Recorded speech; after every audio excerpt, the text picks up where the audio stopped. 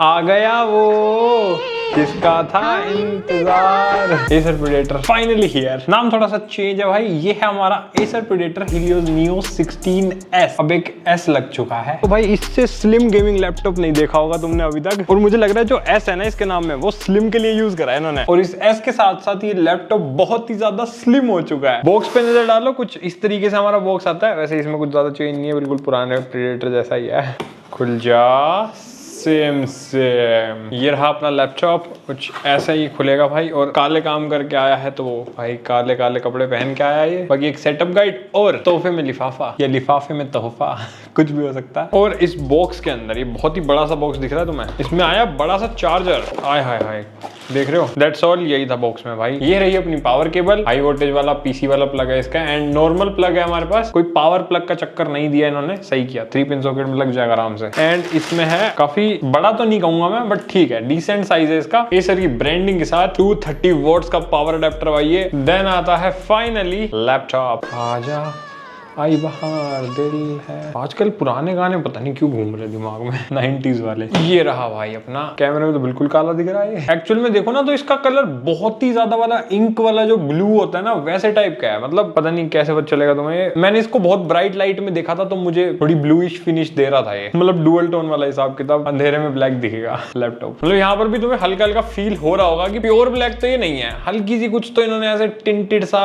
कर रखा है सिस्टम। अब ये लैपटॉप भाई आराम से एक हाथ से ओपन हो जाता है बिना किसी दिक्कत के। कोई भी वेट डिस्ट्रीब्यूशन का इशू इसमें हमें नहीं मिलता। बाकी हिंजेस भी इसके काफी ज्यादा स्टर्डी हैं, एकदम प्रीमियम, कोई दिक्कत नहीं है भाई उसमें। बाकी वोबलिंग भी देख सकते हो, बहुत ही ना के बराबर है, मेरे को कुछ ज्यादा फील नहीं हुई। एंड डिस्प्ले पर हल्का सा यहाँ पर हमें फ्लेक्स मिलता है, बट ये तो जनरली हर लैपटॉप में मिलेगा तुम्हें, तो इससे भी ऐसा कोई दिक्कत नहीं लगेगी। लेकिन मुझे ना एक छोटी सी चीज नोटिस हुई, जैसे हम इसकी अपर लिड का फ्लैप ऐसे ओपन करते हैं ना, एक आवाज आएगी, सुनना।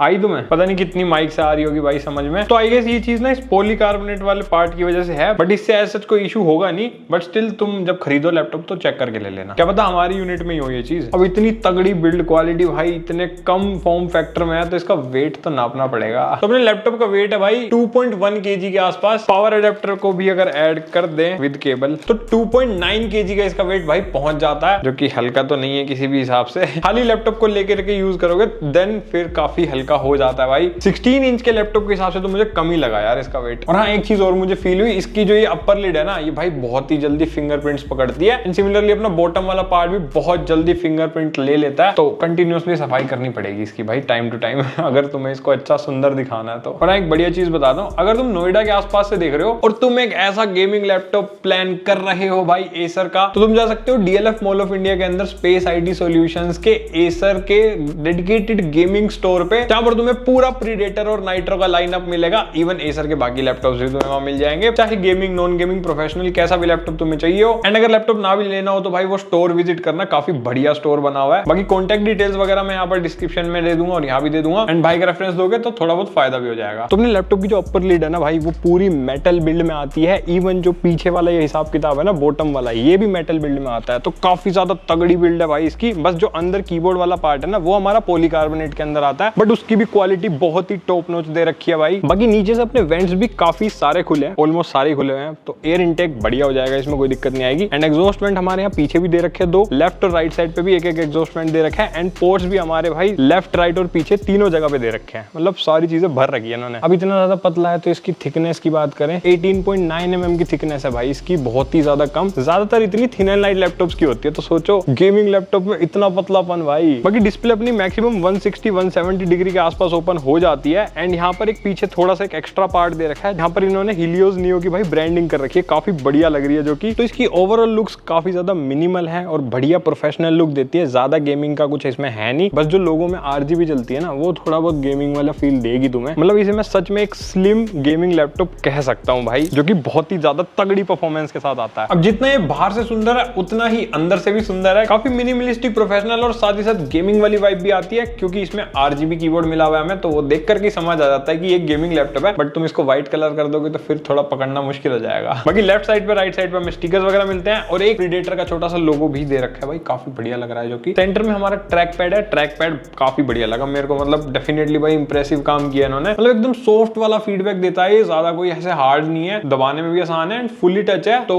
यूज करने में तुम्हें मजा आएगा। एंड जेस्चर्स वगैरह सारी चीजें सपोर्टेड है इसमें। बाकी कीबोर्ड हमारा 4 जोन RGB बैकलाइट के साथ आता है एंड 4 लेवल की ब्राइटनेस इसमें कर सकते हैं हम, और फुल ब्राइटनेस पर अच्छा खासा ब्राइट ये हो जाता है, तो रात में काम करो या दिन में या फिर कैसे भी टाइम पे भाई कोई दिक्कत नहीं होती। एंड फंक्शन कीज पर भी हमें बहुत सारे शॉर्टकट्स मिलते हैं। प्रीडेटर सेंस के लिए एक अलग से बटन है एंड कोपायलट की भी डेडिकेटेड की दे रखी है। प्लस इसका कीबोर्ड जो है ना वो टाइपिंग में भाई बहुत मतलब बढ़िया फीडबैक देता है, मजा आता है टाइप करने में। तो अगर तुम प्रोग्रामिंग करते हो, नोट्स वगैरह बनाते हो या कोई भी टाइपिंग का ज्यादा काम है, तो इसके कीबोर्ड में तुम्हें डेफिनेटली मजा आएगा। और हाँ, इसका जो वेब कैमरा है भाई उसके अंदर IR सेंसर भी लगा हुआ है, तो इसमें हमें विंडोज हेलो का फेस अनलॉक का सपोर्ट मिलता है, जो कि अगेन एक नई चीज करी है सर ने, जो गेमिंग लैपटॉप्स में अभी तक तो नहीं हो रही थी भाई। इससे पहले हमने जो टफ F16 रिव्यू किया था उसके अंदर भी ये चीज थी। तो अब भाई मेरे को लग रहा है ये साल ना काफी चीजें चेंज होने वाली है RTX 50 सीरीज के साथ, जैसे कि डिस्प्ले देख लो, OLED दे रखी है हमें, आऊंगा अभी डिस्प्ले में मैं। मेरा तो भाई पहला है ये ऐसा गेमिंग लैपटॉप जिसमें एक OLED स्क्रीन दे रखी है। एक इनोवेशन भाई तुम भी कर सकते हो सब्सक्राइब करके, ताकि हमारा कॉन्फिडेंस बूस्ट हो बढ़िया बढ़िया वीडियोस बनाने का। और हाँ, बेल आइकन ऑल कर देना याद से। तो SSD की रीड एंड राइट स्पीड देख सकते हो भाई, Gen 4 के हिसाब से काफी बढ़िया निकल के आई है हमारे पास, फुल फ्लेजेड एकदम। बाकी इसमें GPU की TGB में 115 वॉट्स की मिलती है, जो कि ऑलमोस्ट मुझे फुल फ्लेजेड लगी, क्योंकि 50 सीरीज में मैंने अभी तक इससे ऊपर TGB का कोई भी GPU नहीं देखा भाई। और जो प्रोसेसर है इसमें Ultra 7 255 HX वाला, तो HX तुम्हें पता ही है बिल्कुल गेमिंग में फ्लैगशिप प्रोसेसर है, तो परफॉर्मेंस में भाई कोई कमी नहीं है इसमें। आगे दिखाऊंगा मैं तुम्हें इसकी क्या मतलब बवाल चीज है ये। और GPU हमारे पास जो इसमें 5050 डला हुआ है ना, वो भी काफी तगड़ा है, मतलब 8GB की VRAM वाला है ये, जबकि 5060 जो आता है उसमें भी 8GB की ही VRAM मिलती है। और हमने 5060 और 5070 Ti के ऑलरेडी लैपटॉप्स रिव्यू कर रखे हैं, तो इस वीडियो के बाद तुम उन्हें भी चेकआउट करना, फिर तुम्हें परफॉर्मेंस का डिफरेंस पता चलेगा एक्चुअल में है क्या। बाकी मैं आगे बता भी दूंगा साथ साथ। और अगर अपग्रेड करना चाहते हो तो इसकी रैम अपग्रेडेबल है भाई, 2 स्लॉट्स है इसके अंदर, 16 GB की 2 रैम लगा के 32 भी कर सकते हो, एंड इवन 32 GB की 2 रैम लगा के 64 तक मैक्सिमम ये अपग्रेड हो जाएगा। बाकी 6400 मेगा ट्रांसफर पर सेकंड की रैम है, तो काफी ज्यादा हाई फ्रीक्वेंसी वाली है। अभी तक तो मैंने किसी भी RTX 50 सीरीज के लैपटॉप में इतनी बढ़िया रैम नहीं देखी है। प्रीडेटर भाई हर चीज पहले ही कर देता है, एडवांस चलते हैं भाई हम। एंड अगर SSD भी अपग्रेड करना चाहो तो वो भी हो जाएगी, 2 स्लॉट्स है इसके अंदर, दोनों में Gen 4 SSD लगा सकते हो, एंड 1 TB पर स्लॉट एसर ने मेंशन करा है कि हो जाएगी। बाकी मेरे ख्याल से तो 2 TB भी हो जानी चाहिए, बट लेट्स सी, अगर किसी ने करी है 2 TB तो कमेंट करके बताना, हेल्प हो जाएगी भाई लोगों की, मेरी भी। Now comes the performance guys. हमने कुछ बेंचमार्क रन करे थे हमेशा की तरह भाई। CPU वाले बेंचमार्क देखो सबसे पहले, तो सबसे पहले Geekbench 6 का स्कोर यहाँ पर देख सकते हो, काफी बढ़िया निकल के आया भाई हमारे प्रोसेसर के हिसाब से। देन Cinebench R23 का स्कोर देखो भाई, मल्टी कोर में तो अलग लेवल नशे हैं भाई, 27,000 से भी ज्यादा का स्कोर। एंड Cinebench 2024 का स्कोर भी देख सकते हो, बहुत ही बढ़िया निकल के आया है भाई। एंड क्रॉसमार्क का स्कोर भी देख सकते हो, काफी ज्यादा सही है, डेली लाइफ की प्रोडक्टिविटी वगैरह को अगर ध्यान में रखें। एंड PC Mark 10 के अंदर भी भाई ऑलमोस्ट 7,000 का स्कोर इसने निकाल के दिया है। एंड CPU वाला ब्लेंडर बेंचमार्क का भी स्कोर देख सकते हो, बहुत ही सही निकल रहा है यार। एंड Geekbench AI का भी बेंचमार्क किया था, तो उसका स्कोर भी देख सकते हो, ताकि AI की परफॉर्मेंस तुम कंपेयर कर पाओ, क्योंकि इसमें अल्ट्रा सीरीज का प्रोसेसर है, तो AI भरा पड़ा है इसमें, नाम में भी AI लगा के दे रहे हैं ये सर वाले, तो वेबसाइट पे चेक करना डिस्क्रिप्शन से।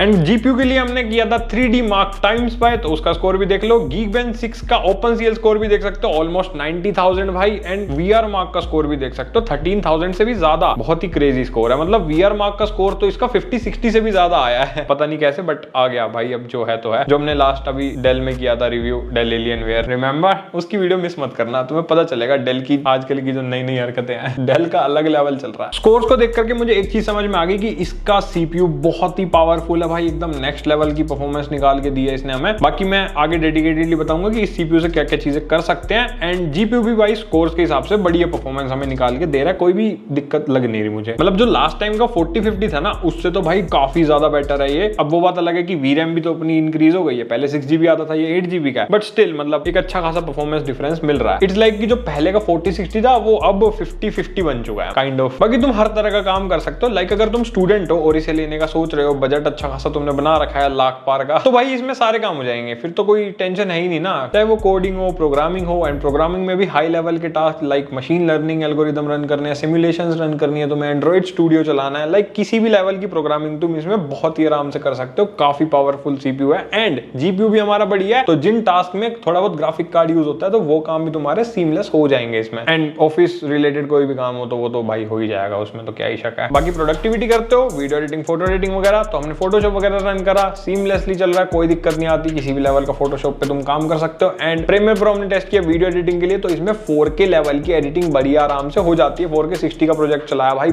बढ़िया एकदम हाई लेवल की एडिटिंग कर सकते हो। मतलब 4K में भी लाइक किसी भी लेवल की आराम से हो जाएगी, ऐसी कोई दिक्कत तुम्हें आएगी नहीं। लाइक 10 बिट तक की भी एडिटिंग इसमें तुम कर सकते हो, जितना मेरा एक्सपीरियंस मैं उस हिसाब से बता रहा हूँ। बट हाँ, एक चीज मैं कहूंगा, अगर तुम्हें आफ्टर इफेक्ट्स भी साथ साथ रन करना है तो हमारा ग्राफिक कार्ड काफी पावरफुल होना चाहिए, और इसमें हमारे पास 50-50 है, जो कि इतना ज्यादा पावरफुल नहीं है, बट एक डिसेंट लेवल की पावर तो ये देता है। तो तुम मॉडरेट लेवल तक के काम बढ़िया कर सकते हो। बट अगर तुम्हें बहुत ही हाई लेवल का प्रोजेक्ट रन करना है ना, देन थोड़ी दिक्कत आ सकती है। फिर मैं कहूंगा कि थोड़ा जीपीयू बेटर लेना, अगर आफ्टर इफेक्ट्स का काम ज्यादा है तो। बाकी वीडियो एडिटिंग में कोई दिक्कत नहीं है, क्योंकि वो सीपीयू इंटेंसिव काम होता है। एंड अगर ग्राफिक रिलेटेड काम करने हैं, जीपीयू रिलेटेड कोई भी, like 3D modelling, architecture, blender, या फिर भाई ऑटोकैड या फ्यूजन 360 जैसे सॉफ्टवेयर रन करने हैं तुम्हें, जो बहुत ही ज्यादा ग्राफिक इंटेंसिव होते हैं, मतलब टूट जाते हैं ग्राफिक कार्ड को, तो वो मैं नॉर्मल और मॉडरेट लेवल का रेकमेंड करूंगा। बहुत ज्यादा हाई लेवल का मैं नहीं रेकमेंड करूंगा। क्यों? क्योंकि एक 50 सीरीज का एंट्री लेवल जीपीयू है, हालांकि पावर इसमें अच्छी खासी दे रखी है, बट स्टिल ऐसा है कि अगर तुम्हें सीखने हैं ये सारी चीजें, लर्निंग पर्पस के लिए ले रहे हो, एंड एक अच्छा खासा प्रोफेशनल काम भी करना है, तो वो इसमें हो जाएगा। बट स्टिल मैं ये कहूंगा अपनी रिक्वायरमेंट देख लेना, क्योंकि यार ये काम ऐसे है, इसको हम जज नहीं कर सकते, हर बंदे की अलग रिक्वायरमेंट होती है। तो अपना काम देख लेना कि कितने लेवल तक तुम्हें जाना है, फिर उस हिसाब से डिसाइड करना कि ये जीपीयू तुम्हारे लिए कैसा है। मैंने एक ओवरव्यू दे दिया।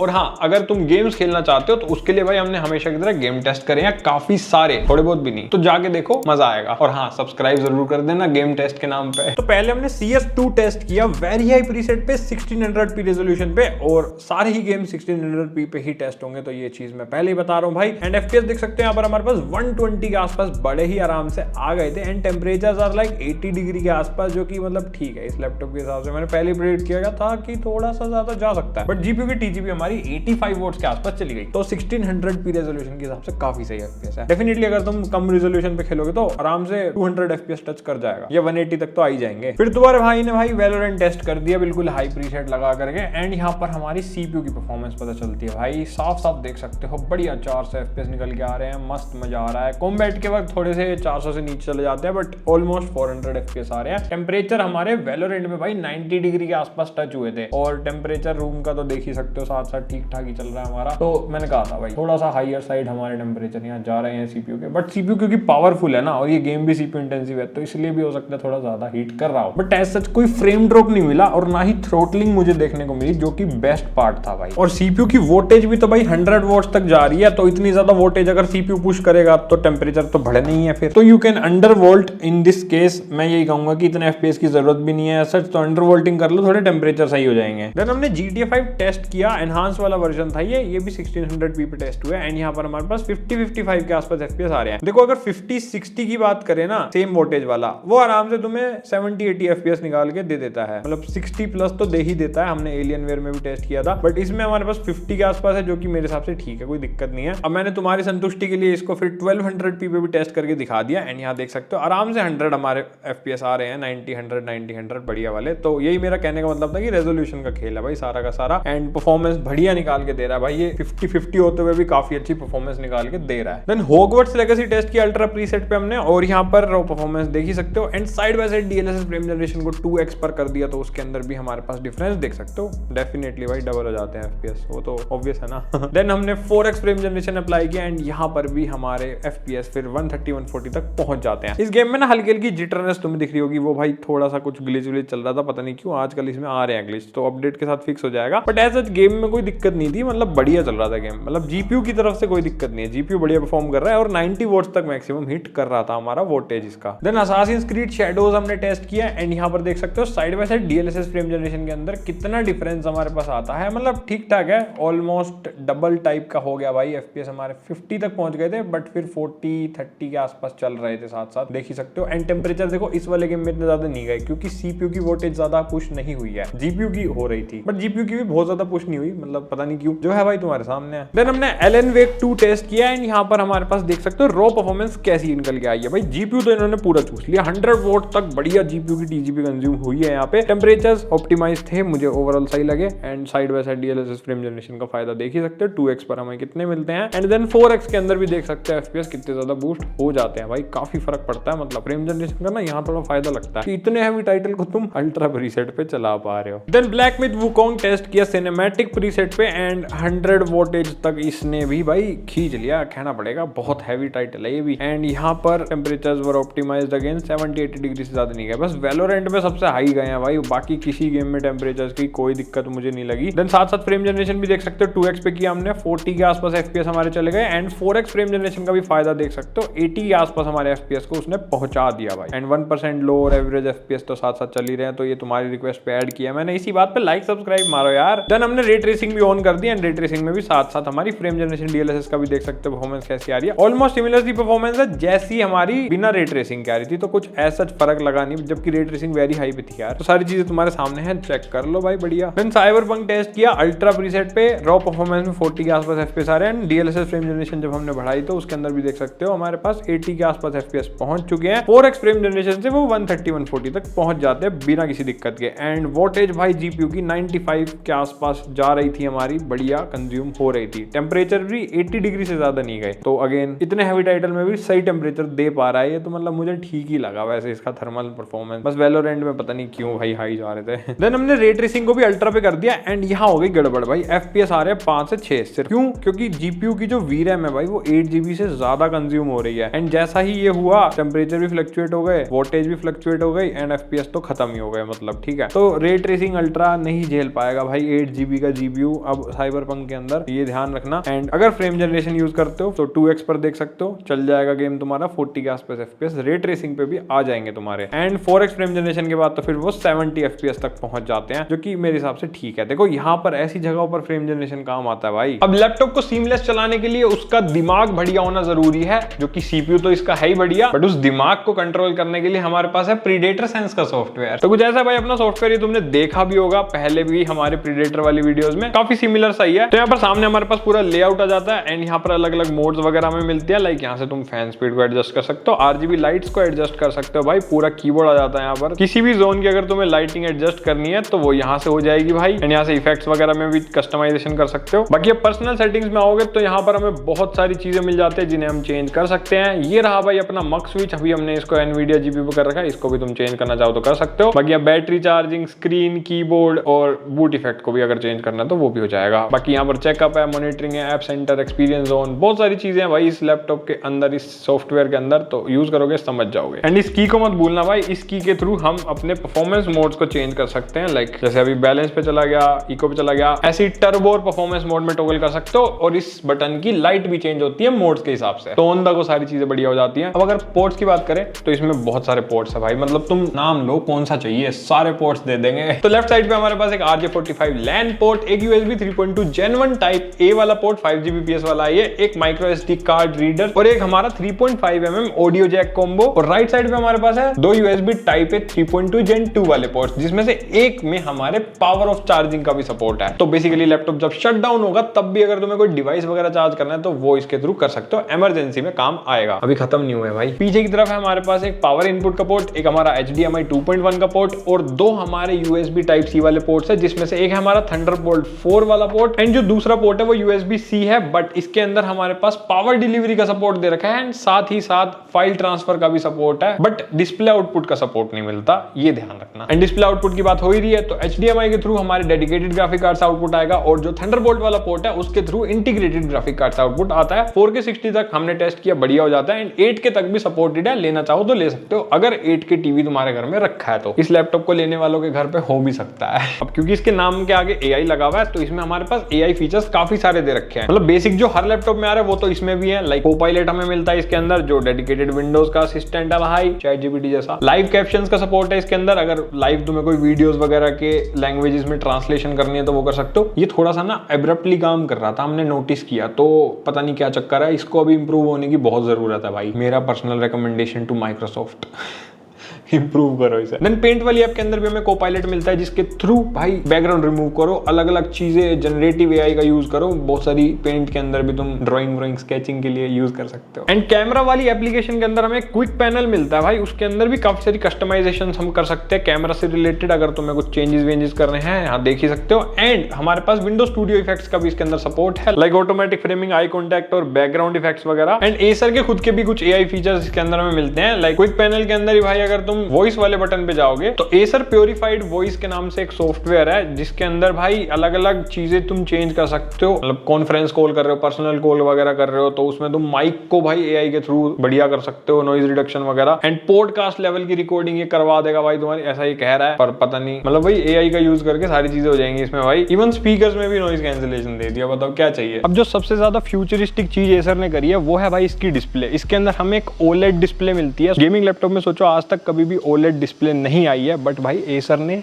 दे दिया है। हमने कॉम्प्यूटेक्स में जाके भी काफी सारे ओलेड वाले गेमिंग लैपटॉप्स देखे थे, पर मुझे लगा था कि पता नहीं इंडिया में आएंगे या नहीं, बट भाई ले आया भाई ये सर सच में। उस वीडियो को चेकआउट करना, तुम्हें पता चलेगा। तो इसमें हमारे पास 16 इंचेस की 1600p वाली डिस्प्ले मिलती है एंड ओलेड है, मैं पहले बता चुका। थोड़ी ग्लोसी डिस्प्ले है बट देख सकते हो आउटडोर में कितनी सही ब्राइटनेस है ना इसकी। 400 निट्स की इसकी टिपिकल ब्राइटनेस हमें मिलती है। बाकी वीडियो को पॉज करके स्पेसिफिकेशन भी डिस्प्ले की देख सकते हो, तुम्हें सारी चीजें डिटेल में दिख जाएंगी। और इसका रिफ्रेश रेट भी काफी तगड़ा है, हमें 240 हर्ट्ज का रिफ्रेश रेट मिलता है। तो एकदम ई स्पोर्ट्स वाला सिस्टम है भाई, कितनी मर्जी गेमिंग करो इसमें भाई, रिफ्रेश रेट की तो कोई कमी नहीं मिलेगी। एंड 16:10 का एस्पेक्ट रेशियो है, तो थोड़े बॉर्डर्स तुम्हें मिल सकते हैं, मतलब अगर कोई यूट्यूब वीडियो वगैरह देखोगे तो, बट कोई बात नहीं। अब 16 इंच का मजा चाहिए तो थोड़ा बहुत तो सैक्रिफाइस करना पड़ेगा। बाकी बेजल्स बहुत ही कम है इसके, तो वो भी एक अच्छी चीज है। अब क्योंकि ओलेड है तो भाई 100% DCI P3 का सपोर्ट है, मतलब फुल कलर एक्यूरेसी। भाई तुम कितने ही कलर ग्रेडिंग वाले काम करो कोई दिक्कत नहीं आती। इतने पंची, इतने वाइब्रेंट कलर्स आते हैं ना, मतलब भाई देख करके मजा आ जाता है। फिर चाहे तुम कंटेंट कंजम्पशन करो या फिर पढ़ाई वढ़ाई, सब चीजें मस्त हो जाएंगी। मतलब मेरे को ओवरऑल भाई प्यार हो गया इसकी डिस्प्ले से, क्योंकि एक गेमिंग लैपटॉप है और ओलेड के साथ आ रहा है तो थोड़ा एक्स्ट्रा प्यार आ रहा है मुझे इस पे। आइए आपको वेबकैम दिखाएं। तो कुछ ऐसा इसका वेब कैमरा 1080-60 वाला वेबकैम इसमें हमें मिलता है। तो क्वालिटी भाई बताना कमेंट्स में कैसी लग रही है, लाइक सब्सक्राइब जरूरी है गाइस। बाकी मुझे ना थोड़ा सा ऐसे ग्रीनिश सा कलर दिख रहा है, मतलब पता नहीं क्यों, है ना, नोटिस हो रहा है ना, हो रहा है तो बताओ कमेंट्स में, चलो फटाफट करो। बट ओवरऑल वैसे तो क्वालिटी में मुझे कोई दिक्कत लग नहीं रही है यार। मेरे स्टूडियो में ग्रीन कलर तो कहीं नहीं है, दिख रहा है तुम्हें? तो आई गेस थोड़े अपडेट्स वगैरह के थ्रू सही हो जाएगा ये। अब ऑडियो के लिए इसके अंदर हमें एक DTS-X का सॉफ्टवेयर मिलता है जिसके अंदर जाके तुम अलग अलग चीजें चेंज कर सकते हो। तो इसमें हमें ये सारे ऑप्शंस मिलते हैं। कस्टम ऑडियो पे जाओगे तो भाई अपना एक अलग से इक्वलाइजर बना सकते हो भाई। खुल गया, देखो यहाँ पर अलग अलग चीजें चेंज कर सकते हो। गेम एंटरटेनमेंट वगैरह करना हो तो कर लेना। तो गेमिंग वेमिंग करते हो या कुछ भी काम करते हो तो काफी काम आएगा भाई तुम्हारे। स्पीकर्स डिसेंट है, बहुत ज्यादा बढ़िया नहीं है, मतलब ऐसा है हल्के से लाउड है, थोड़ी थोड़ी बेस आती है, मतलब काम चल जाएगा। एवरेज टाइप के मानो, बहुत नेक्स्ट लेवल तो नहीं है। ये एक चीज दे देते ना इसमें बढ़िया तो मजा आ जाता। और एसर पता नहीं क्यों ज्यादातर लैपटॉप्स में इनके स्पीकर्स ऐसे से ही हैं, घटिया से, पर इसमें ठीक है, डिसेंट कहूंगा मैं। अब बैटरी इसके अंदर हमें मिलती है 76 वोट आवर्स की, जो कि मेरे हिसाब से डिसेंट है एक गेमिंग लैपटॉप के हिसाब से अगर हम देखें। एंड जितना मैंने इसको अभी तक यूज करा भाई 3 to 3.5 आवर्स का तुम मैक्सिमम बैकअप निकाल सकते हो। वो भी जब तुम IGP वाले मोड पे रखोगे, बैटरी सेवर पे चलाओगे, रिफ्रेश रेट कम कर दोगे, कीबोर्ड बैकलाइट बंद कर दोगे और बिल्कुल एकदम मतलब पावर बचाने की हर चीज कर लोगे। ठीक है, अब देखो बहुत ज्यादा तो नहीं है और ज्यादा एक्सपेक्ट भी मत करना, क्योंकि गेमिंग लैपटॉप इतना भी दे देना वो भी बहुत होता है भाई। तो मैं तो यही बोलूंगा, बट स्टिल ठीक है, नॉर्मल डेली यूसेज पे हल्के फुल्के काम करने हो तो काम चल जाएगा तुम्हारा। बाकी मुझे बताना कमेंट में कि तुम्हारे हिसाब से गेमिंग लैपटॉप में बैटरी इंप्रूवमेंट होनी चाहिए या नहीं, होनी तो चाहिए, और तुम कितना चाहते हो ये। अब आती है देखो फाइनल बातें, जो की है प्राइस से रिलेटेड। देखो इसका प्राइस है 1.5 लाख रुपीस का। आई नो काफी ज्यादा महंगा है और लास्ट कुछ वीडियोस ना हमारी काफी एक्सपेंसिव बन रही है लैपटॉप्स की। अब मैं क्या करूँ यार, देखो RTX 50 सीरीज आई इतनी महंगी रही है, अब इसमें देखो 50-50 है, ये फिर भी 1.5 लाख का है। रीजन बताता हूँ ऐसा क्यों। प्रोसेसर बहुत ज्यादा अच्छा है भाई इसका, और इस प्रोसेसर को तुम ले ही नहीं सकते ना इससे कम रेट में। ले सकते हो बट स्टिल जो चीजें फिर इसमें दे रहे हैं फिर वो चीज नहीं मिलेगी। देखो मुझे भी पर्सनली थोड़ा महंगा ही लगा है, बट क्योंकि ये ना एक नॉर्मल गेमिंग लैपटॉप नहीं है। आई होप जो इसका Neo 16 वाला वेरिएंट आएगा, मोटा बल्कि हैवी वाला, वो इससे सस्ता ही आएगा, आना भी चाहिए, क्योंकि ऐसे स्लिम फॉर्म फैक्टर में लैपटॉप को बनाने में भाई लगती है अच्छी खासी R&D, एंड उसके लिए फिर भाई ब्रांड पैसे भी चार्ज करता है। प्लस ये तो OLED है ना, और OLED वाले तो गेमिंग लैपटॉप आए ही नहीं है मार्केट में, तो ये रेवोल्यूशन लाने की कोशिश है भाई। तो स्टार्टिंग में तो देखो महंगा रहेगा एंड पता नहीं कब सस्ता होगा, बट ये देखो उन लोगों को टारगेट ही नहीं करता जिनको भाई एक कम बजट में सबसे ज्यादा चीजें चाहिए। क्योंकि तुमने गेम टेस्ट में भी नोटिस किया होगा कि इसके थर्मल बहुत ही ज्यादा खतरनाक वाले नहीं है, मतलब हमें डिसेंट से थर्मल्स देता है, और फुल फैन स्पीड पर काफी सही परफॉर्मेंस निकल जाती है। अगर तुम फैन स्पीड को ऑटोमेटिक पे रखोगे या फिर इसको क्वाइट मोड पे चलाओगे ना, देन तुम्हें थोड़ी बहुत हीटिंग इशू आएगा, मतलब हल्का हल्का ये लैपटॉप हीट हो जाता है भाई आराम से। अब उसके दो रीजन है, क्योंकि ये काफी स्लिम फॉर्म फैक्टर है, एयर फ्लो के लिए इतनी जगह नहीं है, दूसरा ये मेटल बिल्ड के साथ आता है, तो थोड़े ज्यादा चांसेस होते हैं समर टाइम पे हीट होने के। एसी वगैरह में यूज करोगे तो कोई दिक्कत नहीं है, बट अगर तुम थोड़े वार्म एनवायरमेंट में यूज करोगे तो तुम्हें हीट फील होगी डेफिनेटली। अब 1.5 लाख में कितना वर्थ है? देखो जो ग्राफिक कार्ड इसमें हमें मिलता है उसके हिसाब से तो ये बिल्कुल भी वर्थ नहीं है, क्योंकि आराम से भाई 1.5 लाख के आसपास 50-60 तो मिल ही जाता है, और 50-70 भी हो सकता है तुम्हें थोड़े टाइम बाद मिलने लग जाए। तो उतना पावरफुल ग्राफिक कार्ड इसमें हमें नहीं मिलता, बट सीपीयू हमें मिलता है भाई, डेफिनेटली सीपीयू में कोई शक नहीं है। एंड साथ ही साथ जो ओलेड डिस्प्ले में मिलती है, स्लिम फॉर्म फैक्टर में इतनी पावर लगा रखी है, जो इन्होंने सारी चीजें घुसा रखी है, वो सारी चीजों को अगर हम कंसीडर करें तो देखो जिनको ये चीजें चाहिए ना, लाइक क्रिएटर, प्रोडक्टिविटी करने वाले लोग, जिनको भाई एक हैवी लैपटॉप नहीं चाहिए और एक ऐसा लैपटॉप चाहिए जिसे वो कहीं पे भी ले जाके ऑन द गो अपने सारे काम कर सके, ये उन्हीं लोगों को टारगेट करता है। और प्रोडक्टिविटी के हिसाब से इन्होंने सारी चीजें इसमें डाल के दे रखी है, वो तुमने देख ही लिया। तो थोड़ा अगर इसका प्राइस कम हो जाए तो फिर ये भाई बीस्ट मतलब हंस के बिकेगा। और मुझे सही बताऊं तो इसमें कोई कमी लगी नहीं, इसके अलावा बहुत ही बढ़िया काम करा है सर ने डेफिनेटली भाई इस वाले लैपटॉप के अंदर। तो ये तो था मेरा ओपिनियन, बाकी भाई तुम्हारा क्या ओपिनियन है मुझे कमेंट सेक्शन में बताना, कैसा लगा तुम्हें ये लैपटॉप, और क्या तुम्हें और ओलेड वाले गेमिंग लैपटॉप्स देखने हैं मार्केट में या नहीं, ये भी मेरे को बताना भाई। बाकी लाइक, सब्सक्राइब, शेयर सारी चीजें कर दो भाई, ऐसी तगड़ी तगड़ी चीजें हम तुम्हारे लिए लाते रहेंगे। हम मिलेंगे अगली वीडियो के अंदर, तब तक के लिए बाय बाय।